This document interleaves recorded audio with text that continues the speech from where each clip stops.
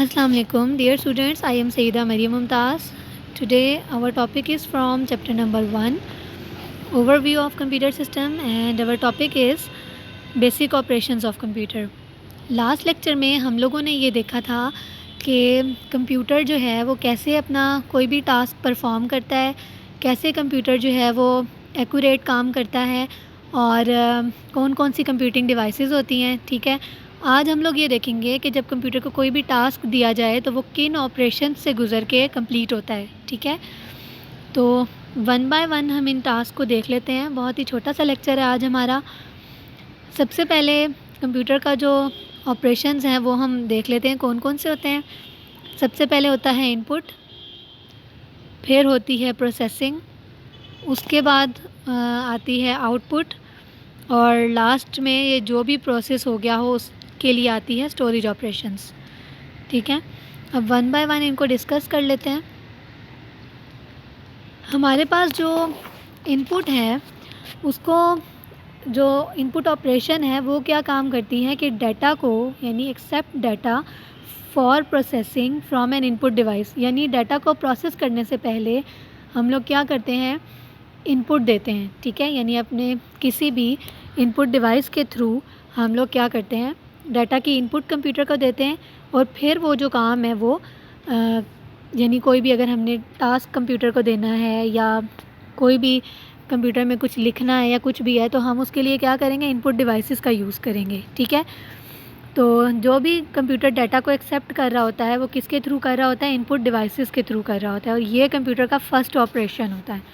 ठीक है, उसके बाद नेक्स्ट पे जाएं तो आती है प्रोसेसिंग ऑपरेशन। प्रोसेसिंग में क्या होता है कि तमाम अरिथमेटिक और लॉजिकल ऑपरेशंस परफॉर्म किए जाते हैं, यानी हमने जो भी कंप्यूटर को इनपुट दी है ज़ाहिर है हमने उसके ऊपर कोई भी हमें प्रोसेसिंग चाहिए होगी। ठीक है, हम कुछ भी एक्सपेक्ट कर रहे होंगे कि हमें कोई प्रोसेसिंग कंप्यूटर करके दे। ठीक है, तो ये जो प्रोसेसिंग है इसमें दो चीज़ें इन्वॉल्व होती हैं बेसिकली, अरिथमेटिक ऑपरेशंस और लॉजिकल ऑपरेशंस। ठीक है, अरिथमेटिक में क्या चीज़ें आ जाती हैं, डिवीज़न, मल्टीप्लिकेशन या जो है वो सब्ट्रैक्शन आ जाती है। ठीक है, और एडिशन आ जाती है और लॉजिकल ऑपरेशंस में आ जाते हैं कंपैरिजंस। ठीक है, यानी कंपैरिजंस करना। और इसके बाद जो कंप्यूटर का नेक्स्ट ऑपरेशन आता है वो आता है आउटपुट ऑपरेशंस। ठीक है, यानी आउटपुट ऑपरेशंस में क्या होता है कि हम लोग रिज़ल्ट्स को, यानी हमने इनपुट भी दे दी कंप्यूटर को, हमने प्रोसेसिंग भी कर ली, कंप्यूटर ने हमें प्रोसेसिंग करके दे दी, अब हमें भी तो रिज़ल्ट चाहिए ना कि हम अपने जो भी टास्क कंप्यूटर को हमने परफॉर्म करने के लिए बोला है कंप्यूटर उसमें जो है वो क्या करे, हमें रिज़ल्ट निकाल के दे। तो जो भी रिज़ल्ट कंप्यूटर निकाल के देगा वो थ्रू आउटपुट डिवाइसेस निकाल के देगा। ठीक है, यानी आउटपुट डिवाइसेस के थ्रू हमें शो होगा। तो आउटपुट डिवाइसेस में जो है वो यही मॉनिटर आ जाता है, प्रिंटर आ जाता है, स्पीकर आ जाता है या हेडफोन आ जाते हैं, प्रोजेक्टर्स आ जाते हैं।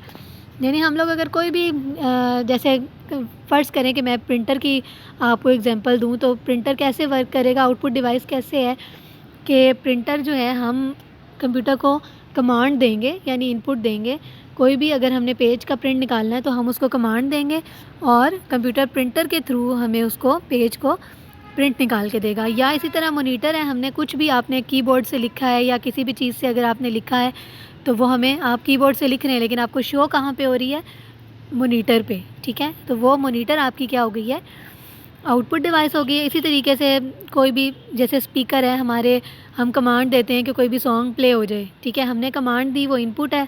ठीक है, और जब वो हमें परफॉर्म करके देगा कैलकुलेशन उसके ऊपर करके पूरा प्रोसेस करके उसको जब ओपन करेगा तो वो किसके थ्रू ओपन हो जाएगी, स्पीकर के थ्रू ओपन हो जाएगा वो सॉन्ग। ठीक है, उसके बाद जो है वो स्टोरेज ऑपरेशंस आ जाते हैं, यानी अभी तक हमने जितना भी प्रोसेस किया, कंप्यूटर को इनपुट दी, कंप्यूटर ने हमें उसकी आउटपुट दी प्रोसेसिंग करने के बाद, उसके बाद आ जाती है उस चीज़ की प्रोसेसिंग।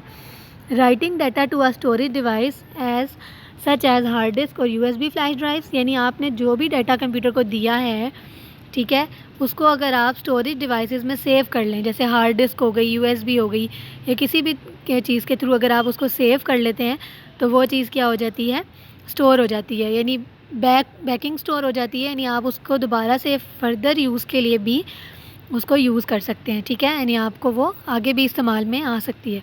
तो स्टोरेज ऑपरेशंस हमारे कौन कौन से होते हैं, मेमोरी कार्ड हो सकता है, यानी हमने कोई भी अगर ऑपरेशंस किए हैं उसमें कोई इनपुट आउटपुट और प्रोसेसिंग हुई है, हम उसको सेव करना चाह रहे हैं तो हम उसको मेमोरी कार्ड में सेव कर सकते हैं। हम उसको एक्सटर्नल ऑप्टिकल ड्राइव्स में सेव कर सकते हैं, ठीक है, जैसे सीडी हो गई, डीवीडी हो गई, या एक्सटर्नल हार्ड ड्राइव हो गई आपकी, और यूएसबी फ्लैश मेमोरी हो सकती है, मीडिया डिवाइसेस हो सकती हैं, ठीक है, और ज़िप ड्राइव हो सकती है। तो ये तमाम चीज़ें जो है आपकी वो क्या हो जाती हैं, ये आपकी स्टोरेज डिवाइसेस आ गई, और आपका तमाम काम जो आप कंप्यूटर में जितनी भी प्रोसेसिंग करते हैं आप उसको सेव कर लेते हैं फ़र्दर यूज़ के लिए, ठीक है। तो ये थे आपके बेसिक ऑपरेशंस। आई होप आपको ये लेक्चर समझ आ गया होगा। फिर भी अगर इसमें कोई भी इशू है तो आप लोग मुझसे पूछ सकते हैं, और इसको अच्छे तरीके से याद कर लीजिएगा, ये बहुत ही इंपॉर्टेंट क्वेश्चन है। अपना ख्याल रखिएगा। अल्लाह हाफ़िज़।